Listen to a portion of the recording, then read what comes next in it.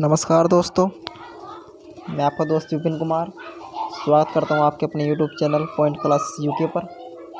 दोस्तों, जैसे कि आप जानते हैं, आज आपका एक टेस्ट भी था जिसमें आपका मतलब जो यूके ट्रिपल एससी था उसके अकॉर्डिंग आपका एक टेस्ट लिया गया था। दोस्तों, बिल्कुल जो कि आयोग के थ्रू जैसा पेपर बनता है ऐसा ही पेपर बनाया गया था आपका।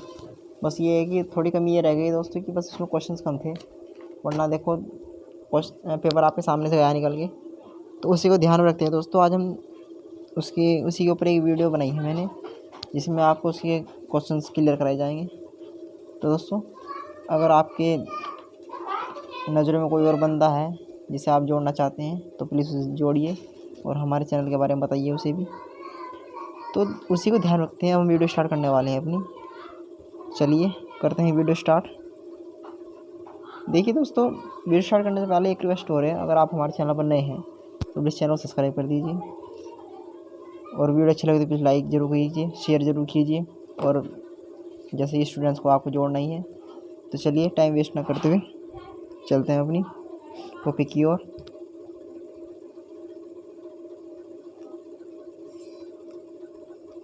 तो दोस्तों, आशा करता हूँ आपको सारा क्लियरिटी समझ रहा होगा।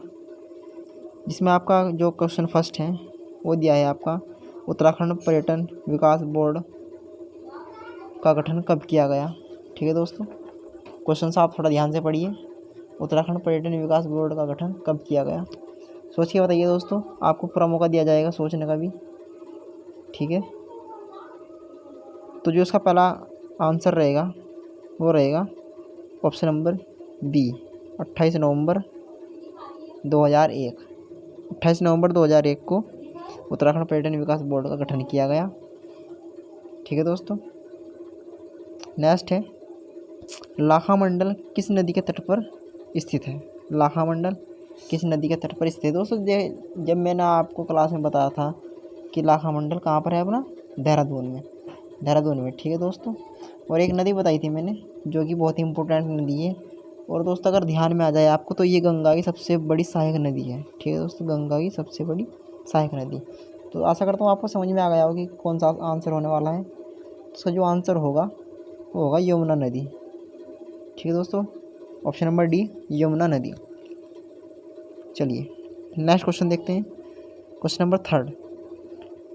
इसमें दोस्तों आपको बताना है, जो नीचे दिए गए 4 सिद्ध हैं, सिद्धों में से कौन सा सिद्ध देहरादून में नहीं है। ठीक है देखिए दोस्तों, जब मैंने आपको क्लास में बताया था कि देहरादून में 4 सिद्ध हैं, ठीक है दोस्तों, उनमें से ऐसा कौन सा सिद्ध है जो कि देहरादून में नहीं है। ठीक है दोस्तों, तो आपके जो ऑप्शन है, लक्ष्मण सिद्ध, मांडू सिद्ध, बैराग सिद्ध, एक और है दोस्तों आपका कालसी सिद्ध, आपको कालसी सिद्ध है। ठीक है दोस्तों, तो आपको मुझे बताना है कि कौन सा ऑप्शन इसका सही है जो कि देहरादून में नहीं है। तो उसका जो आंसर होगा वो होगा ऑप्शन नंबर सी, बैराग सिद्ध जो है दोस्तों आपका देहरादून में नहीं है। ठीक है दोस्तों, इसकी जगह पर क्या है, काल सिद्ध है, एक लक्ष्मण सिद्ध है, मांडू सिद्ध है और ये मांडू सिद्ध है दोस्तों। ठीक है दोस्तों, ये 3 है और एक और है आपका, जो कि कुल मिलाकर 4 सिद्ध हैं आपके देहरादून में।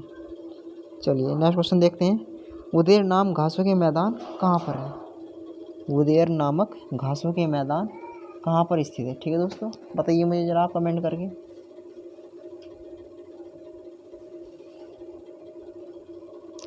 देखिए दोस्तों, जब मैंने आपको लास्ट क्लास में बताया था, जब आपको ये करा था मैंने, देहरादून करा था, तो ये भी देहरादून में से ही आया है दोस्तों, उदय नामक। तो इसका जो आंसर होगा ऑप्शन नंबर डी, देवबंद इसका आंसर हो जाएगा क्लियर। ठीक है दोस्तों, नेक्स्ट है, मालसी डियर पार्क की स्थापना कब हुई। ये है देखो क्वेश्चन समझिएगा। ठीक है दोस्तों, मालसी डियर पार्क की स्थापना कब हुई, आप मुझे बताएंगे ज़रा कमेंट करके।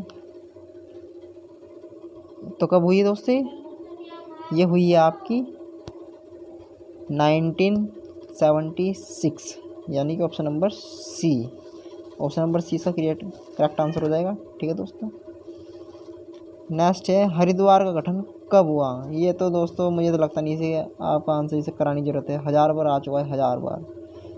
28 दिसंबर 1988 को हरिद्वार की या स्थापना कह सकते हैं, या फिर गठन कह सकते हैं, गठन हुआ। ठीक है दोस्तों। नेक्स्ट आप शांति कुंज की स्थापना कब हुई? शांति कुंज की स्थापना कब हुई दोस्तों? तो इसका आंसर जो होगा वो होगा 1971, 1971 को। ठीक है दोस्तों, ऑप्शन नंबर डी इसका करेक्ट आंसर हो जाएगा। ऑप्शन नंबर डी इसका आंसर लगा रहा हूँ। फिर आपका नेक्स्ट क्वेश्चन, मेघदूतम नामक पुस्तक में किसका लेख है?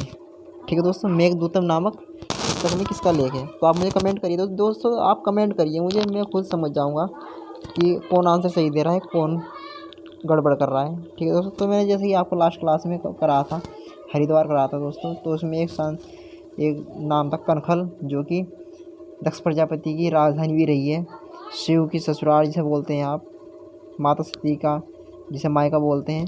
तो दोस्तों आपका जो कनखल है, ऑप्शन नंबर डी कनखल, इसी का जो उल्लेख या वर्णन किया गया है वो मेघदूतम पुस्तक में किया गया है।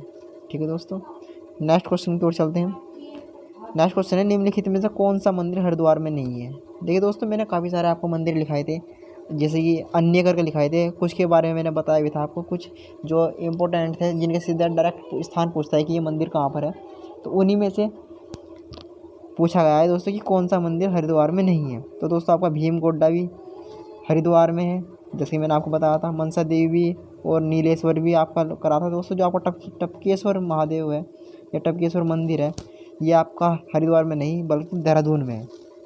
टपकेश्वर मंदिर बताया दोस्तों, जिसके ऊपर बूंद बूंद करके पानी टपकता है प्राकृतिक रूप से। नेक्स्ट क्वेश्चन है, गुरुकुल कांगड़ी को विश्वविद्यालय कब बनाया गया? ये दोस्तों क्वेश्चन ये आया, देखो डायरेक्ट पूछता है दोस्तों एग्जामिनर कि गुरुकुल कांगड़ी को विश्वविद्यालय कब बनाया गया। ठीक है दोस्तों, तो इसका आंसर मुझे दीजिए आप, कौन क्या होगा, कमेंट करिए कमेंट। तो दोस्तों जो इसका आंसर होगा वो होगा 1962, ऑप्शन नंबर सी 1962। ठीक है दोस्तों, नेक्स्ट क्वेश्चन है, उत्तराखंड का राज्य लोक सेवा आयोग कब बनाया गया या कब बना? ठीक है दोस्तों, उत्तराखंड का राज्य लोक सेवा आयोग कब बना? तो दोस्तों मुझे तो लगता नहीं इससे आसान क्वेश्चन या फिर कोई ऑप्शन दिया होगा, तो इसका जो आंसर होगा, करेक्ट आंसर होगा वो होगा 2001। ठीक है दोस्तों, 2001 में उत्तराखंड का राज्य लोक सेवा आयोग बना। नेक्स्ट है, हजरत अलाउद्दीन अली अहमद साबिर की मज़ार कहाँ पर स्थित है? देखिए दोस्तों इंपॉर्टेंट क्वेश्चन है, मैंने लास्ट क्लास में आपको बताया कि ये एग्जामिनर क्वेश्चंस डायरेक्ट पूछता है कि ये हजरत अलाउद्दीन अहमद साबिर की मज़ार कहाँ पर स्थित है। तो दोस्तों जो इसका करेक्ट आंसर होगा वो होगा पिरान का क्लियर। ठीक है दोस्तों, पिरान का क्लियर यानी ऑप्शन नंबर बी। नेक्स्ट है, उत्तराखंड संस्कृत विश्वविद्यालय कब बना? उत्तराखंड संस्कृत विश्वविद्यालय कब बना? ठीक है दोस्तों, इसका जो करेक्ट आंसर होगा वो होगा 2005, यानी कि ऑप्शन नंबर बी। नेक्स्ट है, संस्कृत भाषा को उत्तराखंड में कब जोड़ा गया? देखिए दोस्तों ये क्वेश्चन मैं काफ़ी बार आपके टेस्ट में भी दे चुका हूँ, बता भी चुका हूँ, क्लास में आपको बताता भी रहता हूँ कि जो आपकी संस्कृत भाषा है ये आपकी बाद में जोड़ी गई है। कब जोड़ी गई है दोस्तों? ये जोड़ी गई है आपकी 2010 में, 2010 में इसको उत्तराखंड में जोड़ा गया। ठीक है दोस्तों, नेक्स्ट क्वेश्चन है, नवनिर्मित गैरसैंण विधानसभा कब बना? नवनिर्मित गैरसैंण विधानसभा कब बना? तो दोस्तों ये बना आपका 2017 को, नवंबर 2017 को। ठीक है दोस्तों, ऑप्शन नंबर बी। नेक्स्ट है, पर्यटन नीति की घोषणा कब हुई? ठीक है दोस्तों, पर्यटन नीति की घोषणा कब हुई? देखिए दोस्तों मैंने आपको बताया था पर्यटन होते क्या है, धार्मिक स्थल जिन पर विदेशी लोग या बोल सकते हैं फेमस स्थल जो होते हैं जहाँ पर लोग घूमने के लिए आते हैं, उन्हें पर्यटन बोलते हैं। और जो नीति यानी कि इससे सुधार में और क्या क्या किया जा सकता है, उसकी जो रणनीति बनती है उसे नीति बोलते हैं। तो उसकी जो घोषणा हुई थी वो हुई थी 2001 को, 2001 को इसकी घोषणा हुई। इसका जो करेक्ट आंसर होगा ऑप्शन नंबर सी होगा। नेक्स्ट क्वेश्चन और चल रहा हूँ मैं, दीनदयाल उपाध्याय आवास विकास होम स्टे योजना चलाई गई दोस्तों, इसके जो ऑप्शन है ये रही 2017, 16, 18, 15। ठीक है दोस्तों, तो इसका जो करेक्ट आंसर होगा ऑप्शन नंबर सी होगा, 2018 को ये चलाई गई। ठीक है दोस्तों, नेक्स्ट क्वेश्चन है, मोइली नाम किसने दिया? देखिए दोस्तों काफ़ी इंपॉर्टेंट क्वेश्चन है, 1000 बार एग्जाम में पूछा जा चुका है और मैंने भी आपको काफ़ी बार बता चुका हूँ, ठीक है दोस्तों। तो इसका जो करेक्ट आंसर होगा, मेरे नाम किसने दिया, तो वह हवेंग सॉन्ग, ठीक है दोस्तों। देखिए मैंने जब आपको मॉर्निंग में क्लास में बताया था, हवेंग सॉन्ग किसके शासनकाल में भारत आया था, हर्षवर्धन के, और ये हरिद्वार गया जिसका नाम इसने मोहिली दिया। तो मैंने आपको पहले बता चुका हूँ कि जो मोहिली नाम डायरेक्ट एग्जाम में पूछता है। तो नेक्स्ट क्वेश्चन में चलते हैं हम। रुड़की में पहला जल विकास विभाग कब बना, ये इम्पोर्टेंट है दोस्तों। ये भी रुड़की में पहला जल विकास विभाग कब बना, तो दोस्तों इसका जो आंसर होगा 1995, 1995। ऑप्शन नंबर डी लगा रहा हूँ मैं इसका, ठीक है दोस्तों। नेक्स्ट क्वेश्चन है, श्री गुरुकुल कांगड़ी की स्थापना किसने की, ठीक है दोस्तों। गुरुकुल कांगड़ी की स्थापना किसने की, और इससे पहले क्वेश्चन ये बनता है दोस्तों, गुरुकुल कांगड़ी है कहाँ पर। तो दोस्तों मैंने आपको बताया था ये हरिद्वार में है गुरुकुल कांगड़ी। और अगर मैं बात करूँ इसकी स्थापना की, तो इसकी स्थापना की थी सिद्धि स्वामी श्रद्धानंद ने, स्वामी श्रद्धानंद। इसका करेक्ट आंसर है option number C. Next question को चल रहा हूँ मैं। देखिए दोस्तों ये ज्योग्राफी का क्वेश्चन है, इंपॉर्टेंट। और मृदा के कितने प्रकार होते हैं, मृदा के कितने प्रकार होते हैं। तो दोस्तों अगर आपने ध्यान दिया हो तो 4 प्रकार बताए थे मैंने इसके आपको। मृदा के 4 प्रकार होते हैं, कौन कौन से। मृत्तिका, अगर उससे नीचे चलोगे तो फिर आपको मिलेगी बालू, और फिर आपकी बजरी, और एक और आपकी कौन सी है, 4 प्रकार की होती है दोस्तों ये, बालू, मृत्तिका, बजरी और गाद, ये 4 प्रकार होते हैं, ठीक है दोस्तों। तो ऑप्शन नंबर सी यानी कि 4 हो जाएगा। सबसे ज़्यादा पानी सोखने की क्षमता किसके अंदर होती है, ठीक है दोस्तों।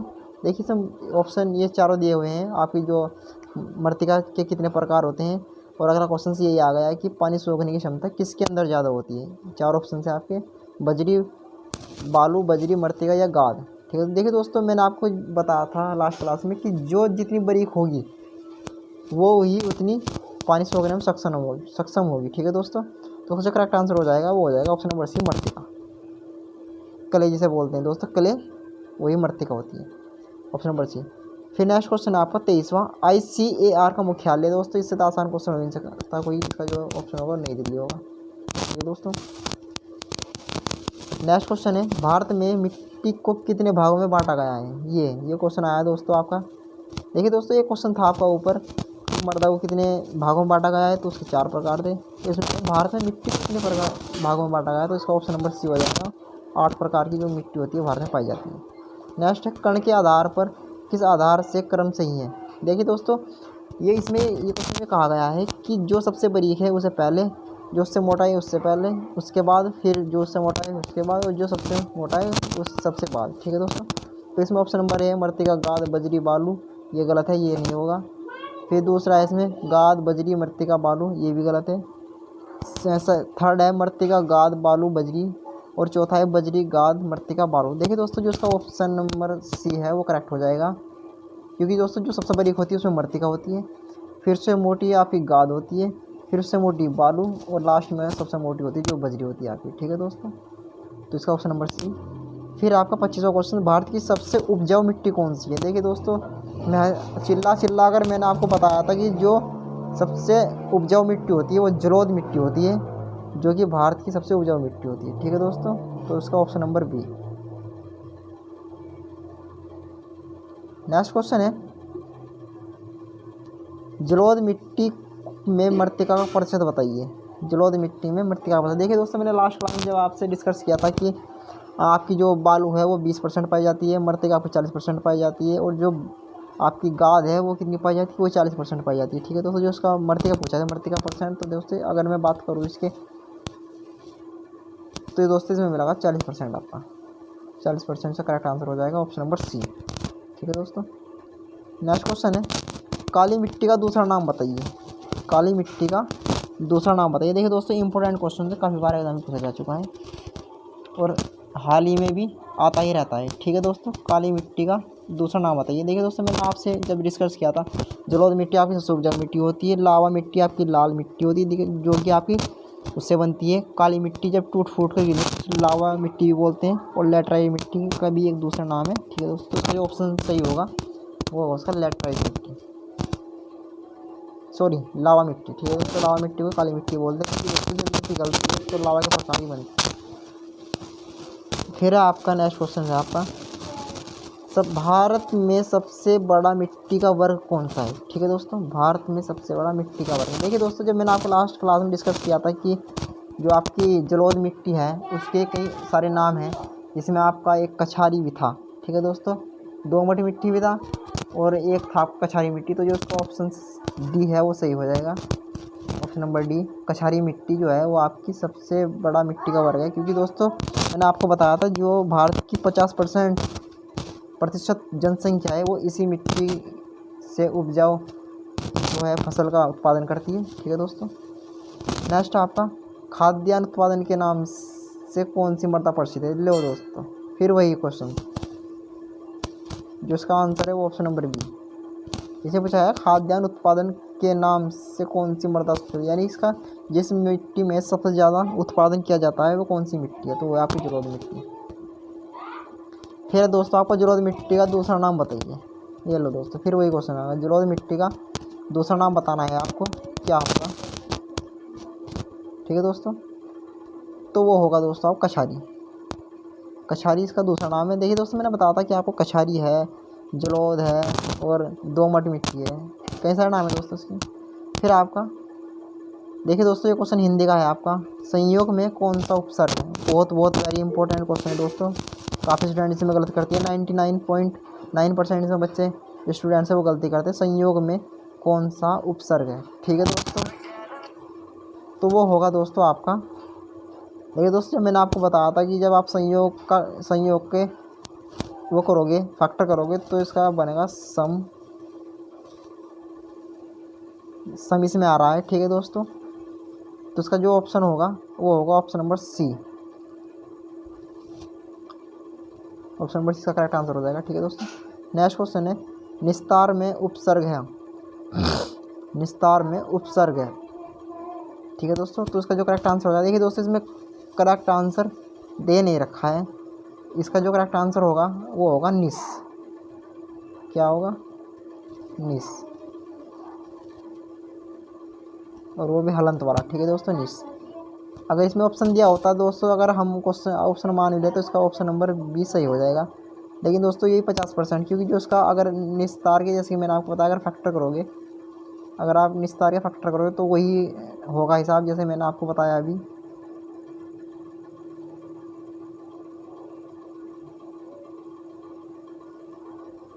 नेक्स्ट क्वेश्चन है 33, अथाह का क्या अर्थ है? अथाह, देखिए दोस्तों मैंने आपको एक उत्तर कराया था, तो इसमें शुरू का ही था एक अ। ठीक है दोस्तों, जिसका एक अर्थ भी था अथाह। तो अथाह का जो मतलब होता है वो होता है गहराई। ठीक है दोस्तों, इसका ऑप्शन नंबर हो जाएगा आपका डी, गहराई इसका अर्थ होता है। नेक्स्ट है स्वच्छ में उपसर्ग। स्वच्छ में उपसर्ग है। देखिए दोस्तों ये भी इंपॉर्टेंट क्वेश्चन है, काफ़ी स्टूडेंट्स में गलती करते हैं। इसका जो स्वच्छ का जो आपका आंसर होगा वो होगा सु। ठीक है दोस्तों, सु इसका करेक्ट आंसर होगा। तो मैं इसका जो ऑप्शन है वो ए ऑप्शन सही हो जाएगा। नेक्स्ट है अवगुण में उपसर्ग है। अवगुण में उपसर्ग है, तो दोस्तों इसका जो आंसर होगा वो ओ। ठीक है दोस्तों, ओ इसका करेक्ट आंसर हो जाएगा, ऑप्शन नंबर सी। नेक्स्ट है बुध का विवाह किससे हुआ? दोस्तों हिस्ट्री में चले गए हैं, हम हिस्ट्री का क्वेश्चन है और इम्पोर्टेंट क्वेश्चन है, डायरेक्ट पूछता है एग्जाम में कि बुध का जो विवाह हुआ वो किससे हुआ। ठीक है दोस्तों, तो उसका जो करेक्ट आंसर होगा वो होगा ऑप्शन नंबर डी, यशोधरा से। ठीक है दोस्तों, यशोधरा इसका करेक्ट आंसर हो जाएगा।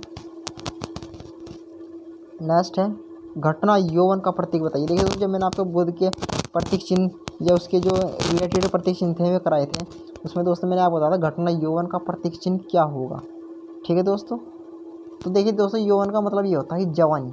जवानी में आपकी अवस्था कैसी होनी चाहिए? कैसे समझिए दोस्तों? सांड जैसी, आपकी ताकत भरपूर होनी चाहिए, आप में कमजोरी का एहसास नहीं होना चाहिए आपको। तो इसका जो ऑप्शन होगा ऑप्शन डी। नेक्स्ट क्वेश्चन है किस महाभारत में संपत्ति का अर्जन ने कहा? देखिए दोस्तों, जब मैंने आपको जैन धर्म कराया था, जैन धर्म में जो स्वामी महावीर थे उनकी मैंने आपको 5 शिक्षाएँ कराई थी। उनमें से एक शिक्षा है आपकी महाभारत, जिसमें आपको संपत्ति का अर्जन नहीं करना है। उसमें से कौन सी ऐसी शिक्षा है जिसमें आपको संपत्ति का अर्जन नहीं करना है? तो दोस्तों अगर आपने ध्यान दिया हो मैंने एक शिक्षा कराई थी आपको अपरिग्रह। अपरिग्रह में आपको क्या नहीं करना है, संपत्ति का अर्जन नहीं करना है। नेक्स्ट आपको गौतम बुद्ध का जन्म कब हुआ था, तो इसका तो मुझे लगता नहीं, बताने की जरूरत है आपको। ऑप्शन नंबर सी 566 ईस्वी BC ईसा पूर्व। ठीक है दोस्तों। फिर आपको चौथी सभा है आपकी किसके शासनकाल में। देखिए दोस्तों, जब मैंने आपको बौद्ध धर्म कराया था तो उसमें मैंने आपको 5 सभाएं बताई थी, तो इसमें इसे ही पूछा गया है कि आपका जो चौथी सभा है वो किसके शासनकाल में हुई, तो वो हुई दोस्तों आपके कनिष्ठ के शासनकाल में आपको ये देखने को मिलेगी। नेक्स्ट क्वेश्चन है द लाइट ऑफ एशिया पुस्तक किसने लिखी। देखिए दोस्तों, इंपॉर्टेंट क्वेश्चन से डायरेक्ट एग्जामिनर पूछता है कि द लाइट ऑफ एशिया किसकी पुस्तक है, यानी कि एशिया का प्रकाश किसकी पुस्तक है, ये किसने लिखी है। ठीक है दोस्तों, अगर बात करें किसकी है तो गौतम बुद्ध की है, और अगर किसने लिखी तो आप इसमें लगाएंगे option number C Ronald Edwin. ठीक है दोस्तों। नेक्स्ट क्वेश्चन है त्रिपिटक पुस्तक किससे संबंधित है, तो दोस्तों ये आपकी बौद्ध धर्म से संबंधित है। ऑप्शन नंबर डी लगा रहा हूँ इसका। ठीक है दोस्तों, ऑप्शन नंबर इसका डी सही हो जाएगा। बात करते हैं नेक्स्ट क्वेश्चन की। तो आपका जो नेक्स्ट क्वेश्चन है वो है आपका श्रवणबेल गोला कहाँ पर है। देखिए दोस्तों, इंपॉर्टेंट क्वेश्चन है, कई बार एग्जाम में पूछा जा चुका है। ये भी सारे क्वेश्चन आपके एग्जाम में आए हुए हैं, कहीं से फालतू में आपके क्वेश्चन उठाए नहीं गए हैं। तो जो आपका श्रवणबेल गोला है वो आपका कर्नाटक में है, ऐसा करेक्ट आंसर हो जाएगा आपका कर्नाटक। ठीक है दोस्तों, कर्नाटक ऑप्शन नंबर ए सही है, सी सही है। ठीक है दोस्तों। नेक्स्ट क्वेश्चन है बुद्ध के जो उपदेश हैं वे किस भाषा में लिखे हुए हैं, तो दोस्तों आपको पता होगा ये पाली भाषा में लिखे हुए हैं। नेक्स्ट क्वेश्चन है बुद्ध ने प्रथम उपदेश कहाँ दिया। बुद्ध ने प्रथम उपदेश, देखिए तो सारे क्वेश्चन तो वहीं से आ रहे हैं, बौद्ध धर्म से। तो जो आपका बुद्ध का जो प्रथम उपदेश था वो सारनाथ में दिया। ठीक है दोस्तों, सारनाथ का ऑप्शन नंबर सी सही हो जाएगा। नेशनल विश्व बैंक द्वारा सिंधु जोखिम सलाहकार बोर्ड का गठन किया। देखिए दोस्तों, ये पहुंच गया आपका ज्योग्राफी में, दोबारा से ज्योग्राफी का क्वेश्चन से। आपका जो सिंधु नदी के ऊपर जो तर्क वितर्क चल रहा था, तो दोस्तों उसका जो सलाहकार बोर्ड यानी विश्व बैंक सलाहकार जो बोर्ड था उसका गठन कब हुआ, तो उसका जो गठन हुआ वो हुआ 1959 में, 1959 में इसका जो गठन किया गया। उसके बाद 60 में इसे लागू कर दिया गया। 47वां क्वेश्चन आपका जो नेक्स्ट क्वेश्चन है सिंधु नदी की भारत में लंबाई बताइए। देखिए दोस्तों, इंपॉर्टेंट क्वेश्चन है। आपकी जो नदी है गंगा नदी है, भारत के 5 राज्यों से गुजरती है। उसमें से आपका जो मतलब जो भारत में पूछी गई है नदी, उसके बाद ये भारत से बाहर हो जाती है, बांग्लादेश में पहुंचती है। तो इसकी जो लंबाई भारत में बताई गई है वो बताई गई है 114 किलोमीटर। ठीक है दोस्तों, सॉरी 1114 किलोमीटर, 1114 किलोमीटर इसकी लंबाई है। नेक्स्ट क्वेश्चन है पाकिस्तान में झेलम नदी को क्या कहते हैं। देखिए दोस्तों, मैंने आपको बताया था कोई भी कंट्री हो अपने अकॉर्डिंग किसी भी गंगा का नाम रख सकता है, वो उसकी इच्छा है, क्योंकि दोस्तों उसके अंडर में वो पानी है। तो दोस्तों जो किशन गंगा है वो कृष्णा से रिलेटेड है, जो आपकी कृष्णा नदी है वो भी आपकी कृष्णा से रिलेटेड है, और इसकी जो ऑप्शन नंबर सी है वो करेक्ट आंसर हो जाएगा नीलम नदी। ठीक है, तो नीलम गंगा कह सकते हैं आप इसे, ऑप्शन नंबर सी सही हो जाएगा इसका। नेक्स्ट है आपकी पश्चिम बंगाल में गंगा की लंबाई बताइए। पश्चिम बंगाल में गंगा की लंबाई बताइए। तो दोस्तों मैंने आपको जब बताया था कि किस राज्य में कितनी लंबाई है गंगा की, वो अलग अलग बताया था, और कुल मिला कितनी थी 25-25। ठीक है दोस्तों, तो उसकी जो पश्चिम बंगाल में वो है 520 किलोमीटर लंबाई।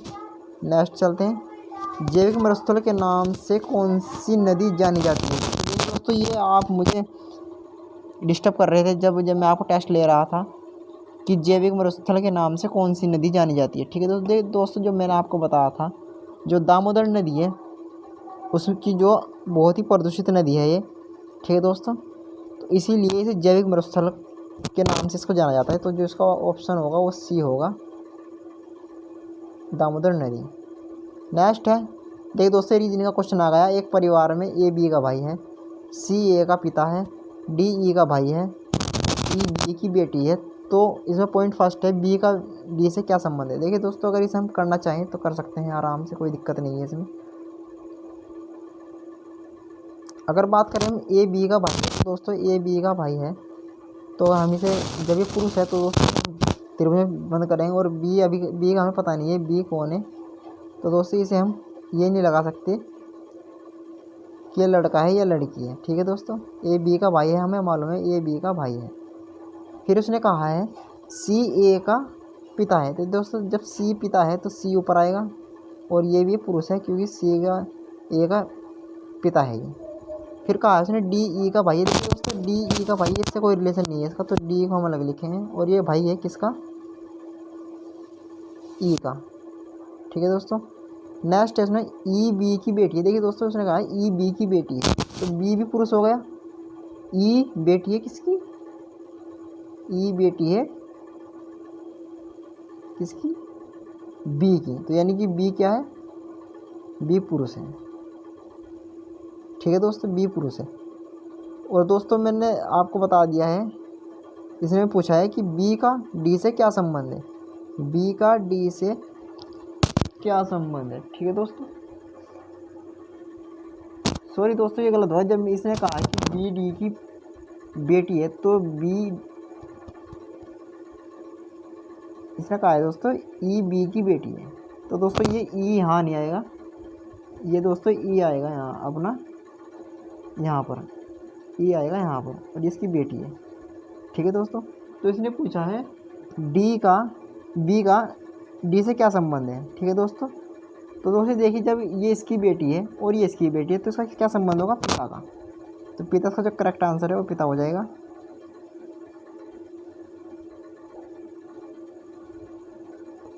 पिता। ठीक है दोस्तों, इसका जो करेक्ट आंसर हो जाएगा पहला का पिता हो जाएगा। फिर इसने कहा डी का चाचा कौन है। ठीक है दोस्तों, डी का चाचा कौन है, तो दोस्तों जब ए और बी भाई भाई हैं और बी की एक बेटी है ई, और ई का एक भाई है डी, तो दोस्तों इसका जो चाचा हो जाएगा वो ए हो जाएगा। ठीक है दोस्तों, ए। नेक्स्ट क्वेश्चन चलते हैं। एक परिवार में बी डी की माँ है। देखिए दोस्तों ये भी ऐसा क्वेश्चन है, इसे भी हम ऐसे ही करेंगे। क्या है, बी माँ है इसकी, डी की माँ है। ठीक है दोस्तों, डी बेटा है बेटी है, इसका हमें पता नहीं। सी डी का भाई है, सी भाई है डी का, सी भाई है डी का। ठीक है दोस्तों, एच ई की पुत्री है, एच पुत्री है, सॉरी ये यहाँ नहीं, यहाँ आएगा, एच पुत्री है ई की,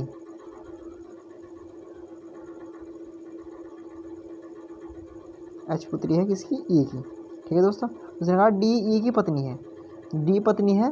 देखिए दोस्तों डी पत्नी है किसकी, ई की, ई की। ठीक है दोस्तों, और ई का एक बेटा है कौन, एच। ये लीजिए दोस्तों आपका डायग्राम बन गया। अब इसकी हमें कोई मतलब नहीं है। उसने पूछा है ई का सी से क्या रिश्ता है, जो ई है वो सी का क्या लगता है। देखिए दोस्तों इस ई जो सी है वो भाई है, डी इसकी बहन है, और डी का एक पति है दोस्तों जो ई है, तो दोस्तों क्या रिश्ता हुआ, जीजा का। तो जो उसका आंसर हो जाएगा वो हो जाएगा जीजा। ठीक है दोस्तों, पॉइंट एक का जीजा।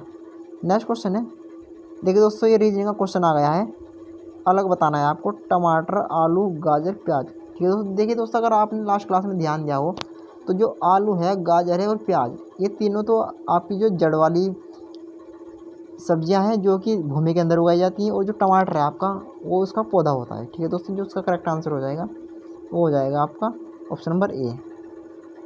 नेक्स्ट क्वेश्चन है, देखिए दोस्तों इसमें 2 पॉइंट दिए हैं, मार्च मई जून और दिसंबर।